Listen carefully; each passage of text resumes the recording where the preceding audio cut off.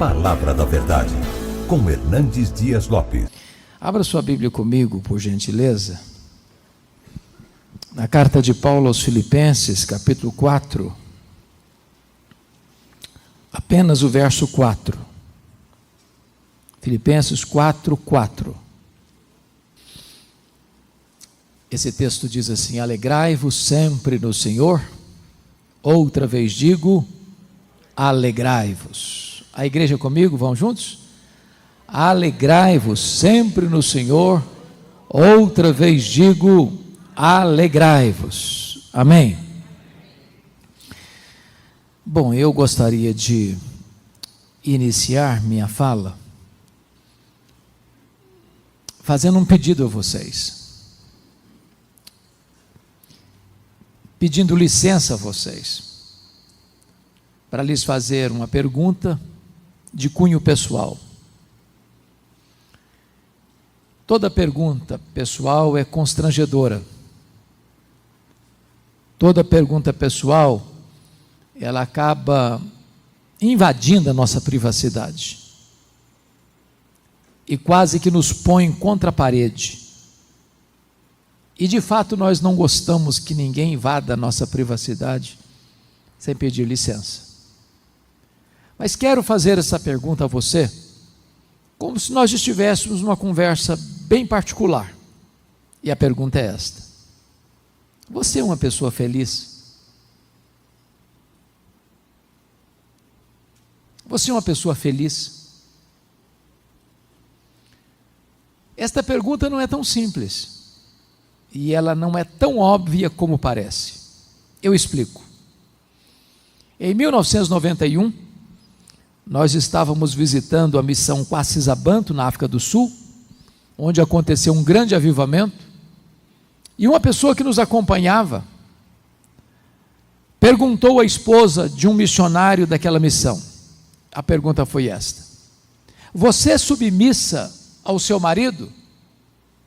A mulher deu uma resposta inteligentíssima. Ela respondeu assim: eu posso lhe garantir que o meu marido me ama, mas se eu sou submissa a ele ou não, essa pergunta não tem que ser feita a mim, tem que ser feita a ele. E eu gostei da resposta. Então vou mudar minha pergunta. Seu marido pode garantir que você é uma mulher feliz? Sua esposa pode garantir que você é um homem feliz? Lá em Provérbios 31, diz que os filhos da mulher virtuosa se levantavam e diziam assim: mamãe é uma mulher ditosa, mamãe é uma mulher feliz. Seus filhos podem dizer isso a seu respeito? Seus pais? Seus irmãos? Seus amigos? Os membros da sua igreja? Bom, é provável que a essas alturas você já esteja criando alguns mecanismos de defesa aí no seu coração, dizendo assim: o senhor está me fazendo essas perguntas porque o senhor não conhece a minha vida, o senhor não conhece a minha história. Se eu contar a minha história, até pedra chora. Talvez você argumente: mas dá para ser feliz? Num ano de pandemia, tanta luta, tanta dor, tanto sofrimento, tanto luto, tanta lágrima. Quando eu penso nisso, vem à minha mente que Paulo escreveu esse texto não hospedado num hotel 5 estrelas em Roma, mas escreveu esse texto de uma prisão, algemado, acusado pelos seus irmãos, os judeus. E ele diz: alegrai-vos sempre no Senhor. Outra vez digo, alegrai-vos. E ele nos ensina aqui 3 lições muito importantes. Primeira, a alegria não é uma opção, um pedido, uma sugestão. A alegria é uma ordem. A alegria aqui não é substantivo, é verbo, e verbo no imperativo. Em outras palavras, você e eu não temos o direito de sermos uma pessoa triste, porque ser uma pessoa triste é um pecado de desobediência. Há uma ordem expressa de Deus. O evangelho que nos alcançou é boa nova de grande alegria. O reino de Deus que está dentro de nós é alegria no Espírito Santo. O fruto do Espírito é alegria. A ordem de Deus é alegrai-vos. E a alegria do Senhor é a nossa força. Mas Paulo diz assim: alegrai-vos sempre. Então me permita uma pergunta. Você tem problema na sua vida? Ou só eu que tenho na minha? De vez em quando alguém fica doente na sua casa também? Ou só na minha que fica? De vez em quando, ou de vez em sempre, a grana fica curta por lá também? Quando Paulo diz alegrai-vos sempre, o que ele está querendo dizer?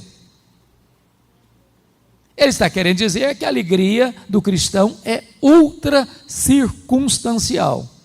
Não depende de circunstância. Ô gente, estar feliz quando está tudo bem, até o ateu consegue. Por isso que eu não perguntei a você se você está feliz. Eu não fiz essa pergunta. Perguntei se você é feliz. Me permita ilustrar. Todos vocês conhecem a história do Dr. Spafford. Era um advogado, morava na cidade de Chicago, um homem muito rico, e que foi convertido a Cristo pelo ministério de Dwight Lyman Moody. Também é conhecido de todos que, no período em que Moody ainda vivia e pregava por Chicago, aconteceu um grande incêndio na cidade. E Dr. Spafford perdeu boa parte da sua fortuna por causa daquele acidente, daquele incêndio em Chicago. Depois ele enfrenta um golpe dolorosíssimo. Seu filho morreu. Ele tinha 4 filhas e um filho. O menino morre. Para aliviar a dor do luto, ele resolve viajar com a família, com a esposa, com as 4 filhas, dos Estados Unidos para a Europa. E na véspera da viagem, surge um imprevisto e ele não consegue viajar. Ficou, mas embarcou a esposa e as 4 filhas com a promessa de encontrá-las na semana seguinte. Naquela viagem acontece um acidente. Aquele navio naufraga.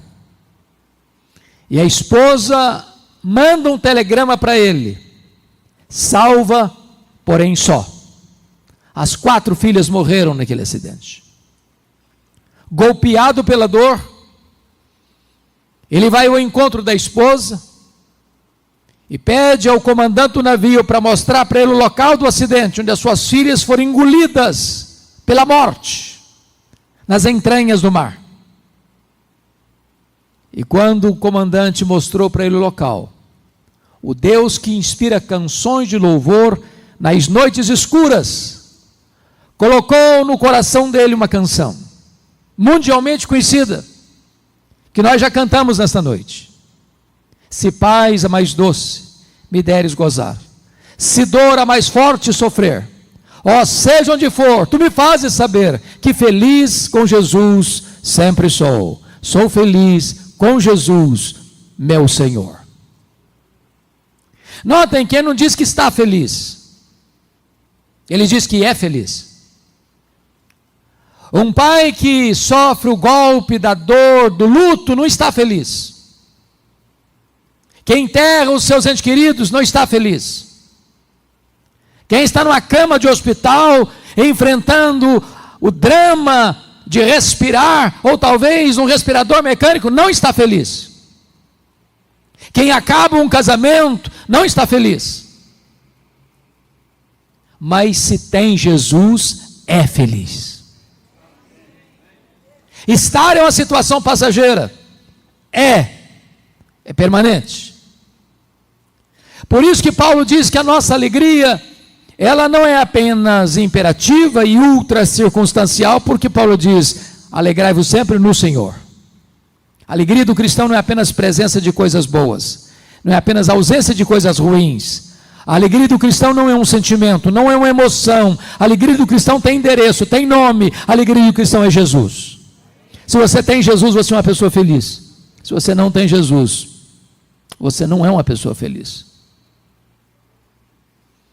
Agora notem, você não precisa ser um grande entendedor da alma humana para constatar que há muitas pessoas, embora crentes, salvas pela graça, não estão desfrutando desta alegria, que Pedro chama de indizível e cheia de glória. Basta você conversar, basta você olhar o semblante de algumas pessoas, crentes, e você chega à conclusão que ali não mora a alegria.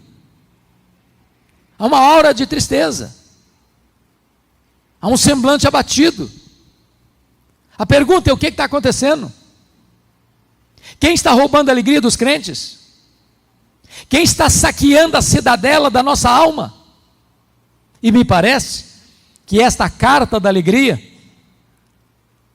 aponta para nós esses ladrões da alegria. Cada capítulo desta carta mostra um ladrão diferente.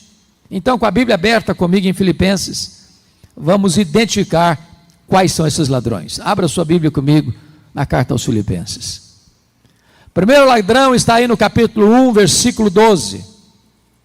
Ele diz: meus irmãos, eu quero cientificar-vos de que as coisas que me aconteceram têm antes contribuído para o progresso do Evangelho. Preste atenção.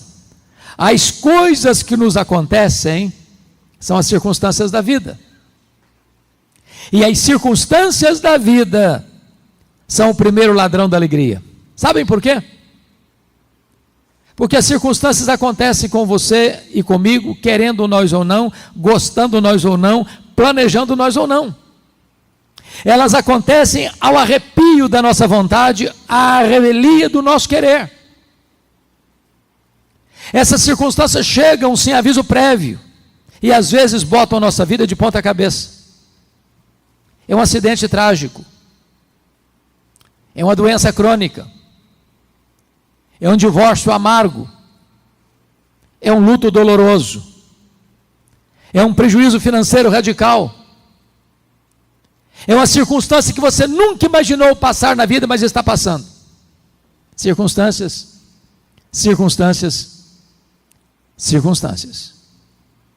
Imagine comigo um pai que cria uma menina com todo desvelo,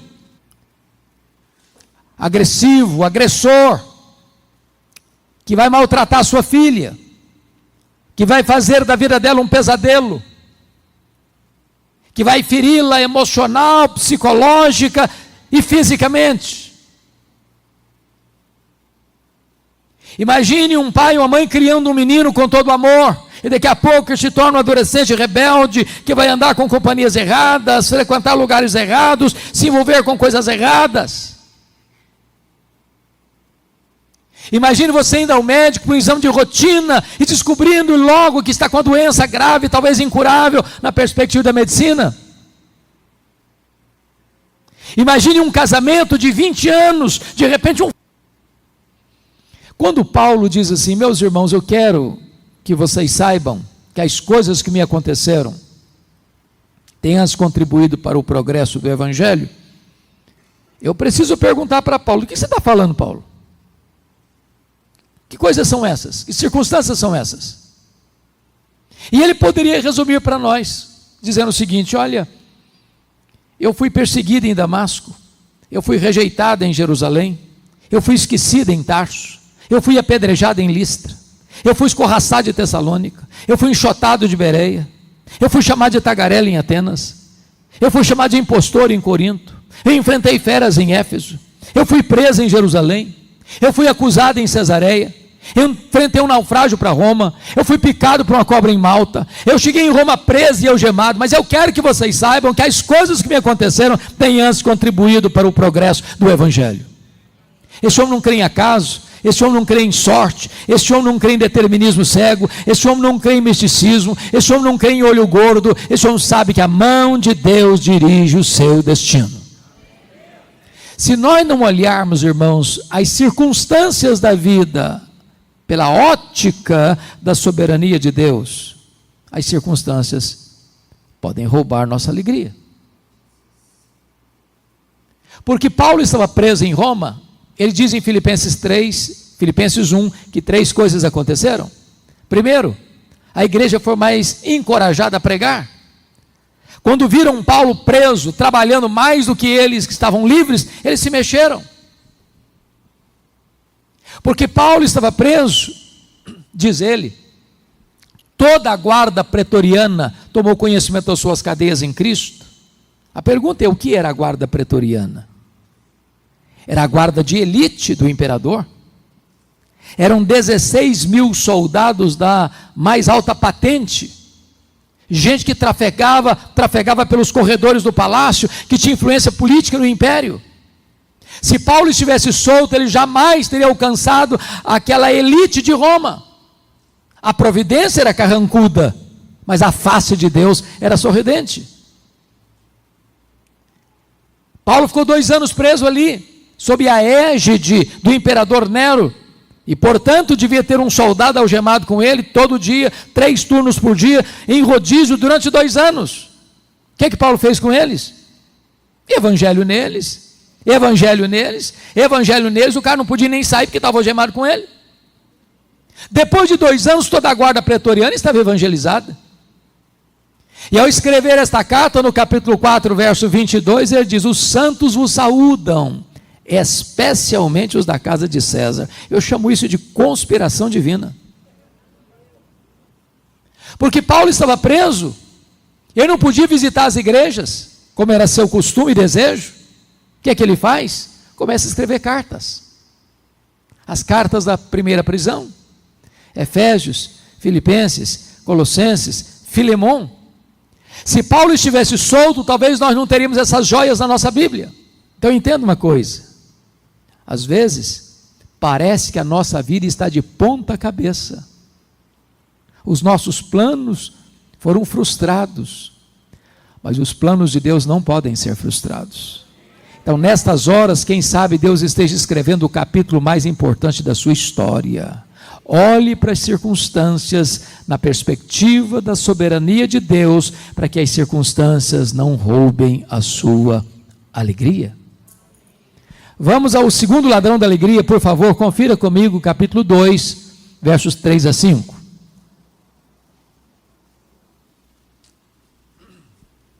Paulo diz assim: nada façais por partidarismo ou vanglória, mas por humildade, considerando cada um os outros superiores a si mesmo. Não tem visto o que é propriamente seu, senão também cada qual que é dos outros. Tende em vós o mesmo sentimento que houve também em Cristo Jesus. O segundo ladrão da alegria são as pessoas. E eu preciso admitir que nós sofremos mais por causa de gente do que por causa de coisas. As pessoas nos fazem chorar mais do que as circunstâncias. Sabem por quê? Porque as pessoas nos decepcionam. E nós decepcionamos as pessoas. Nós não viemos de uma família perfeita. Nós não somos uma pessoa perfeita. Nós não nos casamos com uma pessoa perfeita. Nós não temos filhos perfeitos. Nós não frequentamos uma igreja perfeita. Logo, nós vamos ter queixas uns dos outros. E é por isso que é absolutamente vital que exerçamos perdão. Porque sem perdão não tem saúde emocional. Sem perdão não tem casamento saudável, não tem família saudável, não tem igreja saudável. Às vezes nós machucamos uns aos outros, até sem saber, até inconscientemente.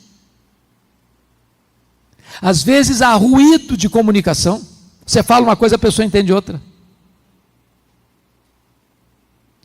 E se guardarmos mágoa, adoecemos, perdemos a alegria, perdemos a paz. O perdão é vital, ele é necessário. Porque se não houver perdão, nós não podemos orar, nós não podemos adorar, nós não podemos ofertar, Nós não podemos ser perdoados. Aliás, o perdão é uma questão de bom senso. Porque guardar mágoas é a mesma coisa de você tomar um copo de veneno pensando que o outro é quem vai morrer. Guardar mágoas é autofagia, é autodestruição. Quando você guarda mágoa no seu coração, você se torna um escravo daquela pessoa. Ela mantém você num cabresto, numa masmorra emocional. Você se torna prisioneiro. Você vai chegar em casa cansado para tirar uma soneca, a pessoa fica do seu lado e vira seu pesadelo. Você vai chegar em casa com fome e a pessoa se assenta à mesa e tira o seu apetite. Você vai sair de férias com a família, pega carona com você e estraga suas férias. A única maneira de você ser livre é perdoar. Agora, irmãos, o perdão não é fácil, não. Ninguém perdoa porque é bem criado, porque é educado, porque vem de uma família bem estabelecida. Não. Perdão é obra da graça. Se Deus não agir em nós, nosso sentimento é outro. É dar o troco, pagar na mesma moeda. Olho por olho, dente por dente, pé por pé, queimadura por queimadura. Esse é o instinto nosso. Perdão é obra da graça. Alguém diz assim: pastor, o senhor está falando negócio de perdão porque o senhor não conhece a minha história. Se eu contar, o senhor me dá razão. Dá não. Sofri muito. Perdi demais.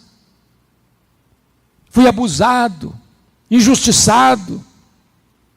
Não dá não. Talvez a dor mais aguda que eu já senti na vida, pastor Júnior, foi no meu primeiro ano de ministério. Esse ano eu completei 40 anos. Portanto, há 40 anos praticamente. Eu sou filho caçula. O irmão acima de mim, no dia 1º de agosto de 82, estava começando meu pastorado em Bragança Paulista, que tinha completado 27 anos no dia 1º de agosto. No dia 2 de agosto ele foi assassinado, com 11 golpes de faca, pelo primo primeiro da sua esposa, gente criada conosco. Quando eu recebi a notícia, a dor foi tão avassaladora, que foi como um soco na boca do meu estômago. Eu perdi a voz.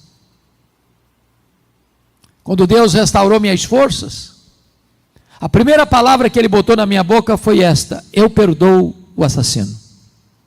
Eu não tinha outra opção. Ou perdoava, ou adoecia. Ou perdoava, ou minha vida transformar-se-ia no inferno. Ou perdoava, ou teria que abandonar o ministério.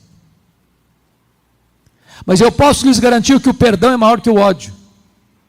O perdão cura, o perdão restaura, o perdão liberta. O perdão é a asepsia da alma, é a alforria da mente, é o grito de independência da alma.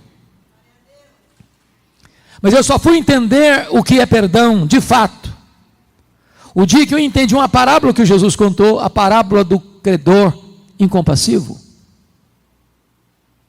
Jesus disse que o rei acertava conta com seus súditos e encontra um que lhe devia 10.000 talentos. Não tendo com que pagar, o rei mandou vender seus filhos. O homem se humilhou, pediu misericórdia e o rei lhe perdoou a dívida de 10.000 talentos. Lá na frente, aquele homem perdoado encontra um conservo que lhe devia 100 denários, não tendo com que pagar, pediu misericórdia, e aquele homem disse: eu não tenho misericórdia, não pago o que me deves. O rei ficou sabendo da história, ficou muito irado, mandou chamar aquele homem de servo malvado. Eu perdoei a você 10.000 talentos, e não pudeste perdoar o teu conservo 100 denários, pois serás entregue aos verdugos, até que pagues o último centavo.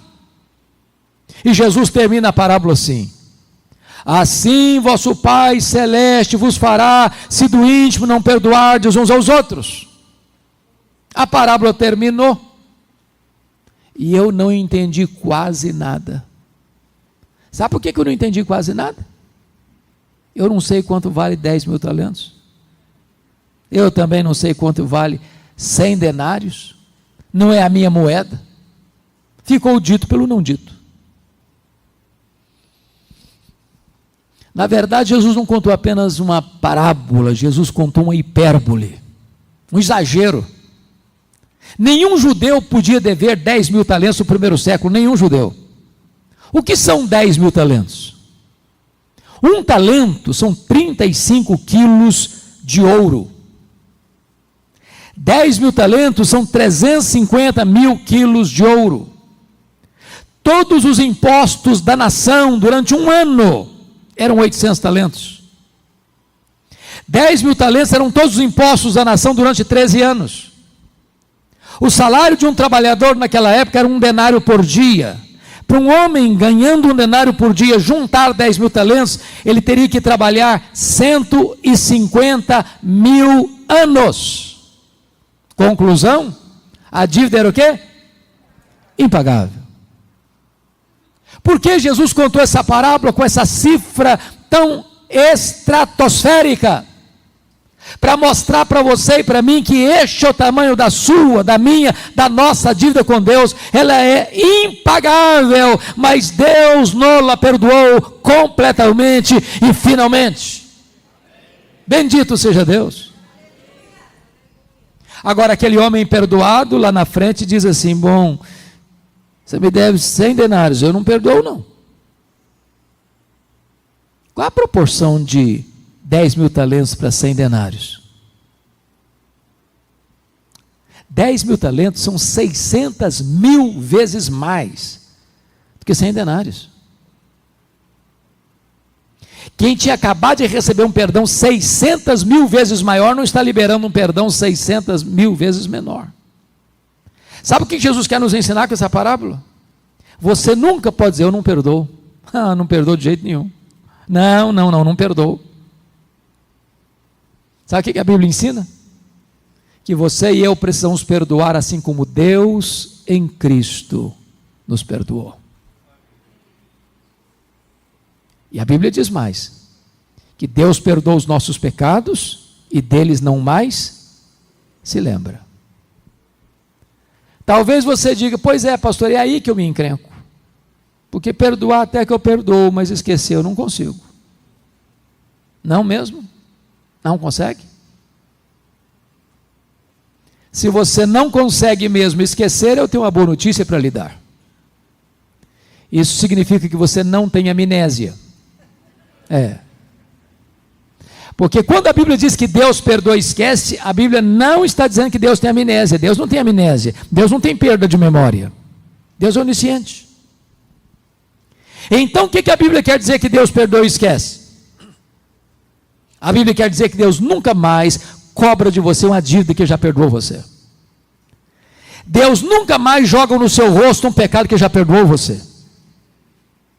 Então vou lhe dar uma definição de perdão. Perdoar é lembrar sem sentir dor. Se você me perguntar se eu me lembro do assassinato do meu irmão, de vez em quando. Mas eu não cobro mais essa dívida. Eis que Deus faz com você, eis que Deus faz comigo. Então, se você está aqui hoje e tem alguma pendência, você parou de conversar com a pessoa, você corta a volta dela, você é indiferente a ela, você a cortou dos seus relacionamentos, eu encorajo você, ainda hoje, a resolver essa situação. A igreja de Filipos era uma igreja incrivelmente maravilhosa. Portas para fora, era uma igreja missionária. Ajudou Paulo em Tessalônica, ajudou Paulo em Corinto, ajudou os pobres da Judéia, ajudou Paulo em Roma. A única igreja que se associou com Paulo no que tange a dar e receber. Mas portas para dentro, a igreja era um problema. Pasmem vocês, vou falar baixo. Até as mulheres estavam brigando na igreja. Irmãos, quando as mulheres começam a brigar na igreja, a coisa está feia. Ele diz no capítulo 4, verso 2: rogo a Evódia, rogo também a Sinti, que pensem concordemente no Senhor. Duas líderes da igreja batendo cabeça. O dia que a Evódia dirigiu o louvor, a Sinti que nem na igreja aparecia. Tinha gente na igreja trabalhando desde que ele aparecesse, vanglória. Tinha gente trabalhando desde que o grupinho dele aparecesse, partidarismo. Tinha gente narcisista na igreja, só pensava nele mesmo. E tinha gente que as pessoas iam falar assim: ô Paulo, você não está aqui, meu filho, a coisa está feia. Tem gente aqui que dá azia em copo de bicarbonato, não dá. E se humilhou até a morte, morte de cruz. E quando ele estava na cruz, depois de ser cuspido e esbordoado, as pessoas blasfemando e escarnecendo dele, lá na cruz ainda ele diz: Pai, perdoa-lhes, porque não sabe o que fazem. Ou você toma atitude de perdoar, ou as pessoas vão roubar a sua alegria. Mas vamos ao terceiro ladrão da alegria. Capítulo 3, verso 19. O destino deles é a perdição, o Deus deles é o ventre, a glória deles está na sua infâmia, visto que só se preocupam com coisas terrenas. Eu acho que aqui em Sorocaba vocês não enfrentam esse ladrão. Preocupação com dinheiro. Dinheiro aqui não é problema, né? É solução. Mas me permite uma perguntinha simples. Alguma vez você discutiu já com a sua mulher por causa de dinheiro? Vocês estão muito crentes, eu sei que isso não acontece com vocês.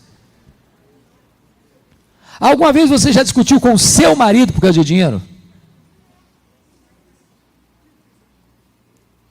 Olha, deixa eu dizer uma coisa. Se vocês falarem para mim que nunca, eu vou duvidar da honestidade de vocês. Que as pessoas discutem por causa de dinheiro. Porque tem dinheiro, porque não tem dinheiro, porque tem pouco dinheiro, porque tem muito dinheiro, porque não tem dinheiro nenhum, sempre discutem. O dinheiro é um dos maiores pomos de discussão e discórdia dentro das famílias hoje. O dinheiro é mais que uma moeda, o dinheiro é uma entidade, o dinheiro é um espírito, o dinheiro é mamon. E por causa de dinheiro, pessoas casam, pessoas descasam, pessoas mentem, pessoas corrompem, pessoas são corrompidas, pessoas matam, pessoas morrem. Porque só se preocupam com coisas terrenas. Levanta de madrugada, vai dormir tarde, comem penosamente o pão que granjeiam, porque só se preocupam com coisas terrenas.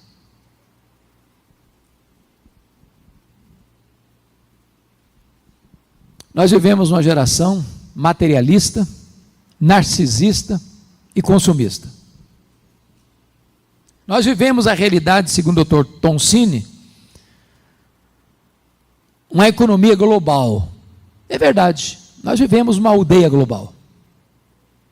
Estoura um problema na bolsa de Nova York, de Singapura, de Tóquio, você sente o tremor no seu bolso, na mesma hora. Vou lhes dar um exemplo simples. Eu sou do estado do Espírito Santo.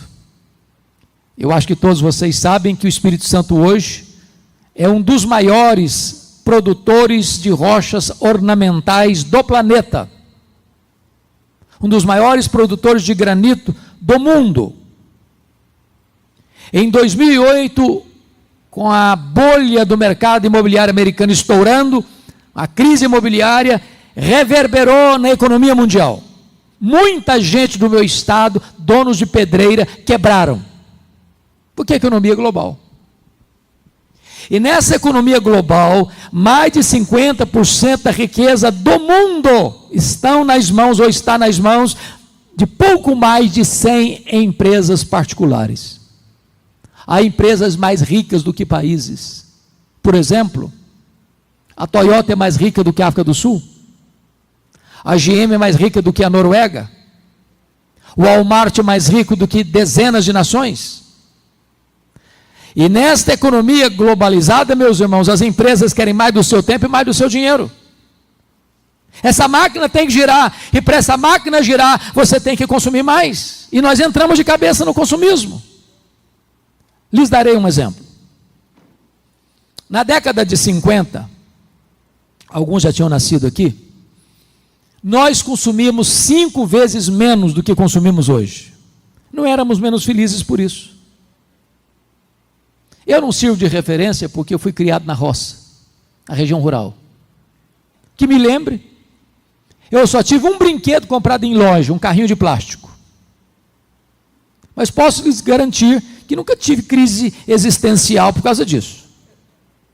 Nem meu pai precisou me levar para psicólogo porque eu estava em crise, porque só tive um carrinho de plástico.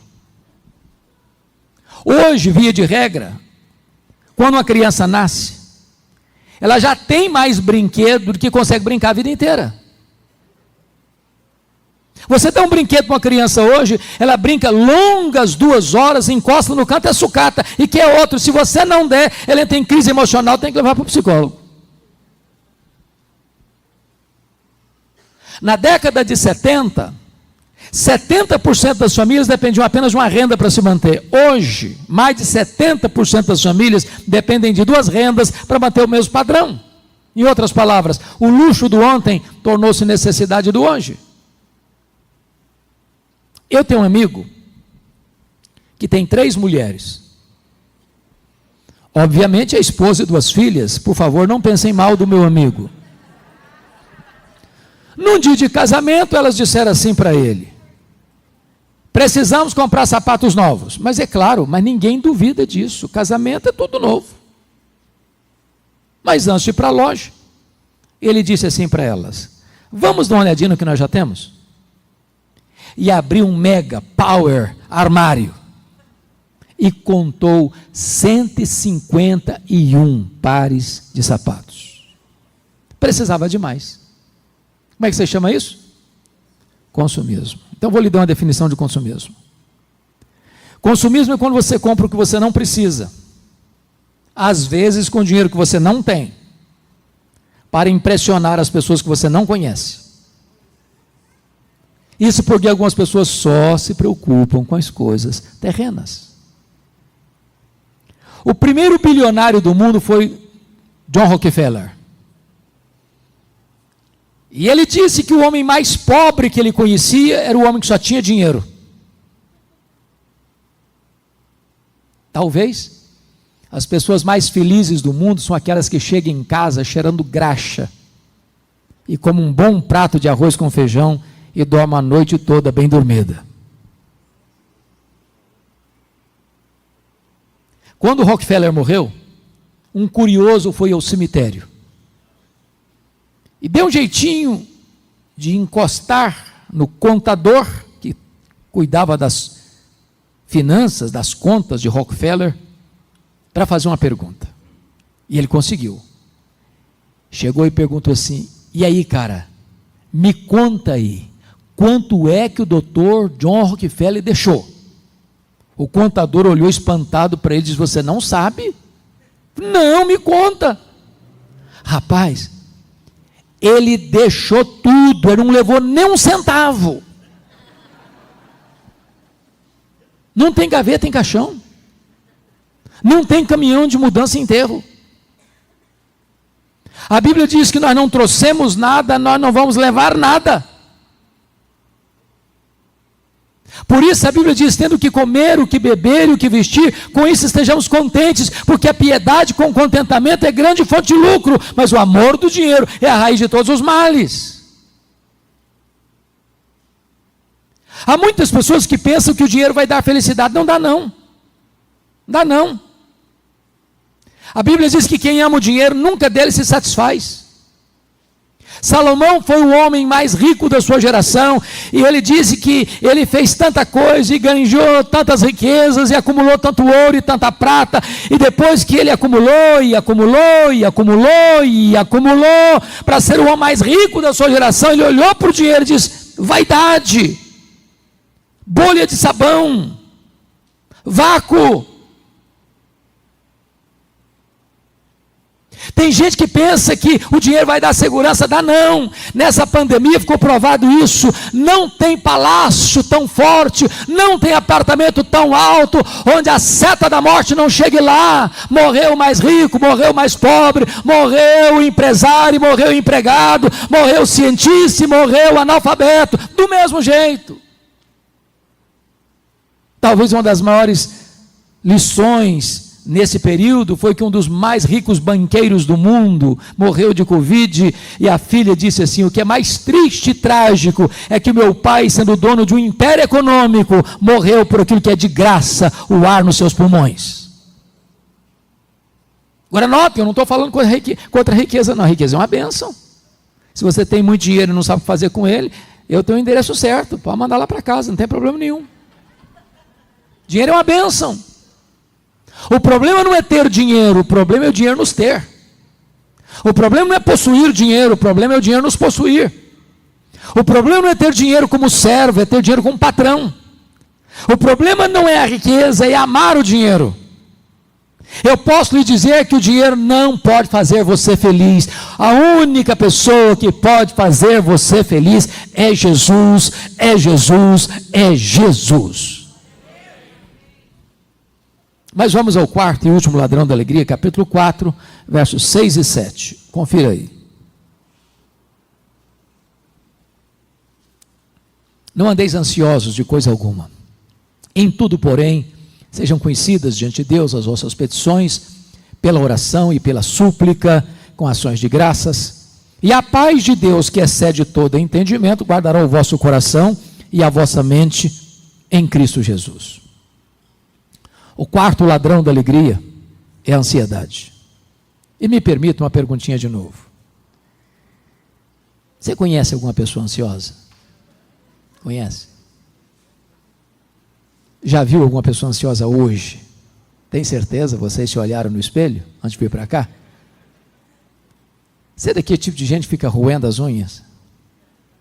O problema está vindo lá no Japão, você pensa que já está batendo na porta da sua casa?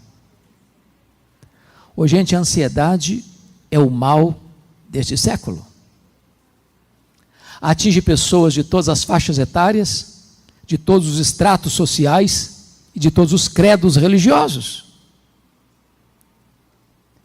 Pasmem vocês, até as crianças estão ansiosas hoje. Também puderas. Hollywood fez uma pesquisa e descobriu que as crianças estão ansiosas porque elas gostam de filmes, de brinquedos e de jogos de ação. Se um dia você tiver coragem de assistir tudo que passa de programa infantil na televisão, eu lhes garanto que vocês não terão coragem de dormir com a luz apagada. Eu gosto muito de brincar com as crianças. Um dia eu chego na igreja, tinha uma criança brincando, lá no pátio, eu cheguei bem de mansinho e falei assim: que vidona, hein, filha? E ela voltou-se brava para mim e disse: o senhor é que pensa. Falei: coitadinha, estava estressada. Há poucos dias, pregando em São Paulo, no intervalo de uma palestra para outra, fui tomar um cafezinho e tinha um menino de uns 10 anos assim, riscando as coisas no papel. E eu falei: e aí, filho, como é que está a vida? Ele falou: estou estressada. Eu falei: como? Eu estou estressada. Eu falei: mas o que é isso? Sabe o que significa a palavra ansiedade no grego? A palavra significa estrangulamento. Apertar o pescoço, tirar o oxigênio. Tem muita gente assim. E Jesus foi categórico em dizer que a ansiedade é inútil.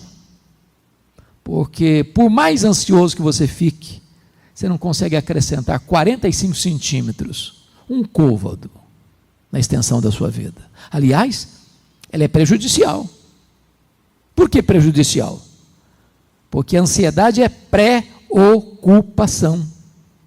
É quando você começa a sofrer por um assunto que talvez aconteça. Mas 70% dos assuntos que nos deixam ansiosos hoje nunca vão acontecer. E se acontecer, você sofreu antes, não tem força para enfrentar o problema quando ele chegar. Quando eu era seminarista aqui em Campinas. Um dia eu levantei de madrugada para beber água, o bebedor ficava no corredor. Quando eu estou passando, a porta do quarto de um colega aberta.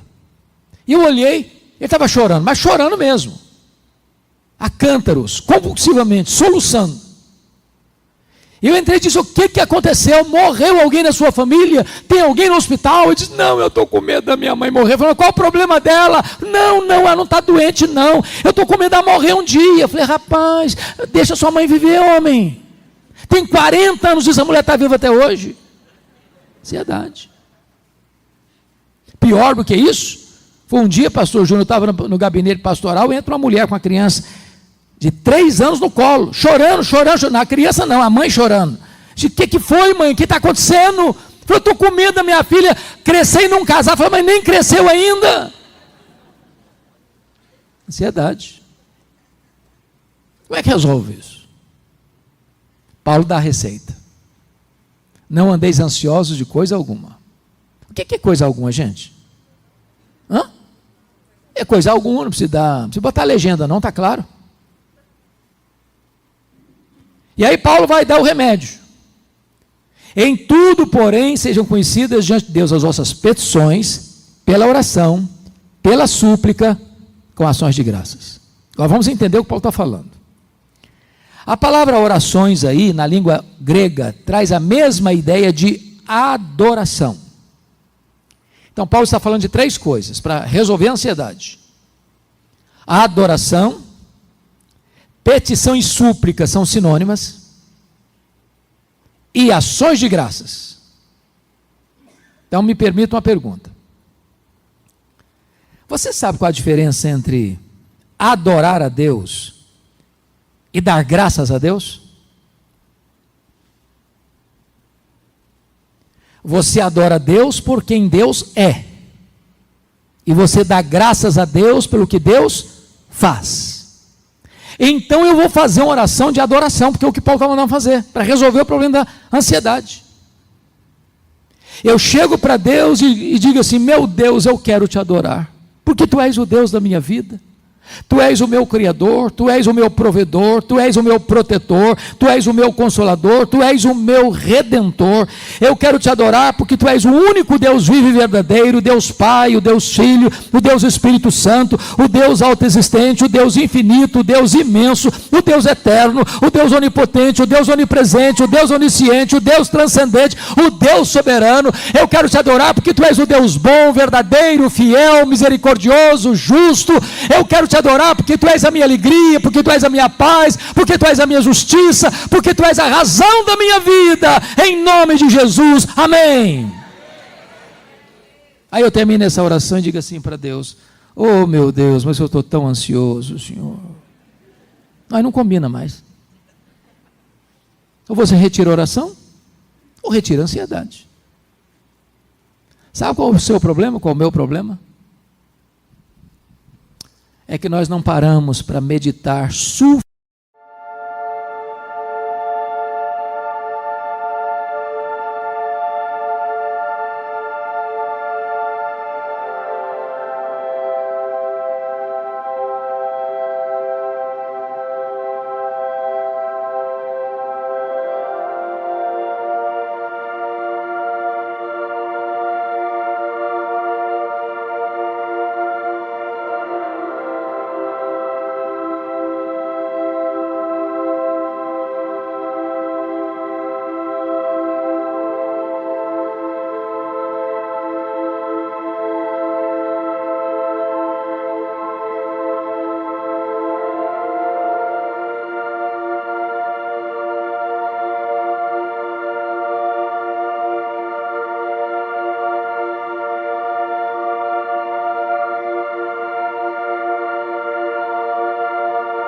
suficientemente na grandeza do Deus que nós temos. A.W. Tozer diz que o maior problema da igreja é que ela passa o tempo todo olhando para o seu umbigo e tomando o seu próprio pulso. Quem é o seu Deus? Quão grande é o seu Deus? O profeta Isaías diz que o seu Deus é o que mede as águas na concha da sua mão. que pesa o pó das montanhas em balança de precisão, que mede os céus a palmos, que espalha as estrelas no firmamento, e por ser forte em força e grande em poder, quando as chama pelo nome, nem uma só delas vai faltar. É aquele que olha para todas as nações da terra e considera todas elas como um pingo que cai num balde, como um pó numa balança de precisão, como um vácuo, como nada, como menos do que nada. Este é o seu Deus, este é o seu Pai. Está lhe dizendo: não ande ansioso de coisa alguma. O segundo remédio, irmãos, que Paulo nos oferece para a ansiedade é você chegar para Ele com as suas súplicas, com as suas petições, porque Ele é seu Pai, porque Ele ama você, porque Ele se importa com você. Você tem livre acesso a Ele. Eu acabei, pastor Júnior, recentemente, domingo passado, há 15 dias, menos de 15 dias, o comentário de Salmos. E eu estou encantado ainda até agora com esta obra, esse magnífico livro de Salmos. Tem mais salmos de lamento do que salmos de louvor. Deus não fica chateado com você quando você chega para Ele e diz: meu Deus, está doendo. Ou quando você chega aflito e diz: Senhor, até quando? Espreme o pus da ferida. Ele sabe quem é você, Ele sabe onde você mora, Ele sabe como está a sua alma, Ele conhece as suas dores, Ele conhece as suas angústias, Ele conhece as suas fraquezas, Ele conhece os seus sonhos, Ele conhece as suas frustrações, Ele sabe o que você está vivendo. Então chega para Ele, põe diante dEle a sua causa, põe aos pés dEle a sua ansiedade. Ele tem cuidado de você, Ele é seu Pai. Se você pedir, Ele vai dar, porque todo que pede recebe, todo que busca encontra, todo que bate, abrir-se-lhe-á. Põe a sua causa nas mãos dele, porque Ele é seu Pai, e está lhe dizendo: não ande ansioso de coisa alguma. Mas finalmente, você quer ficar livre mesmo da ansiedade? Paulo diz o seguinte: então você começa a dar graças a Deus. Dá graças a Deus. Eu tenho encontrado crente nesse período de pandemia, dizendo: pastor, dá graças como? Perdi meu emprego, fechei minha loja, fechei meu restaurante, minha economia foi lá para o fundo do poço, perdi um parente querido, enterrei um amigo amado. Como dar graças? Talvez você precise parar e pensar um pouquinho, e eu vou lhe fazer algumas perguntas. Fala para mim aí, quanto valem os seus olhos? Quanto vale? Por quanto você venderia seus olhos? Quanto vale você estar enxergando hoje? Quanto vale você estar ouvindo hoje? Quanto vale isso? Quanto vale você ter pernas para andar? Quanto vale isso? Você não está numa cadeira de rodas? Uma cama? Tetraplégico? Quanto vale? Quanto vale você ter braços para trabalhar, para abraçar? Quanto vale? Quanto vale você ter um cérebro que está funcionando, por isso você não está morto? Quanto vale? Quanto vale você ter um coração que bate quase 140 mil vezes por dia, jogando sangue e vida para dentro de você? Quanto vale? Quanto vale você ter 2 pulmões que enchem o seu peito de ar e dá vida a você? Quanto vale isso? Você não está numa máquina respiradora? Quanto vale isso? Quanto vale você ter 2 rins que filtram as impurezas do seu corpo e você não está numa hemodiálise? Quanto vale isso? Quanto vale você ter um estômago que processa o alimento que você ingere e dando vida para a sua vida? Quanto vale isso? Quanto vale você ter uma casa? Quanto vale você ter um teto? Quanto vale você ter uma mesa? Quanto vale você ter uma cama? Quanto vale você ter uma família? Quanto vale você ter amigos? Quanto vale você ter a igreja? Quanto vale você ter Jesus? Quanto vale você ter seu nome escrito no livro da vida? Pare de murmurar, pare de reclamar e comece a dar graças a Deus. E a ansiedade vai embora. E a paz de Deus, que excede todo entendimento, vem guardar a sua mente e o seu coração. Sabe por quê? A ansiedade é um pensamento errado e um sentimento errado. E a palavra guardará no grego é montar guarda, é montar sentinela. Deus arma uma soldadesca ao redor da sua cabeça e do seu coração. Quando a ansiedade quiser entrar, ela não vai conseguir entrar. porque tem uma proteção divina. É por isso que Paulo podia dizer de dentro de uma prisão: alegrai-vos sempre no Senhor. Outra vez digo, alegrai-vos. Um dia eu escutei a seguinte frase numa igreja. Eu era adolescente. E a frase era esta: o projeto de Deus na sua vida é fazer você santo e não fazer você feliz. Aquilo desceu ao quadrado. A primeira parte eu entendi. Sede santos porque eu sou santo. A segunda eu não entendi. E eu fui pesquisar. Sabe o que eu descobri? Talvez quem melhor entendeu isso foram os nossos irmãos puritanos do século XVII.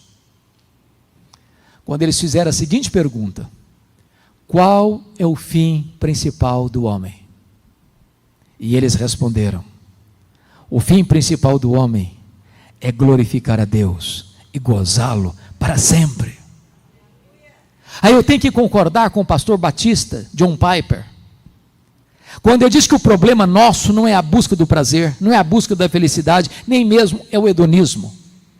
O nosso problema é contentar-nos com a felicidade pequena demais, limitada demais, terrena demais, quando Deus nos criou e nos salvou para a maior de todas as felicidades, a felicidade de conhecê-lo, de amá-lo, de fruí-lo, de glorificá-lo, de desfrutar da presença dEle agora e para todo sempre. Então eu quero dizer para você nesta noite, que Deus quer que você seja muito feliz, abundantemente feliz, superlativamente feliz, eternamente feliz. Alegrai-vos sempre no Senhor. Outra vez digo, alegrai-vos. Mas eu termino pedindo licença a vocês para lhes fazer uma pergunta. Na verdade, uma pergunta pessoal. Eu sei que vocês não gostam de perguntas pessoais. Aliás, nós não gostamos de perguntas pessoais, porque toda pergunta pessoal invade a nossa privacidade e nos põe contra a parede. E nós não gostamos que ninguém invada a nossa vida sem pedir licença.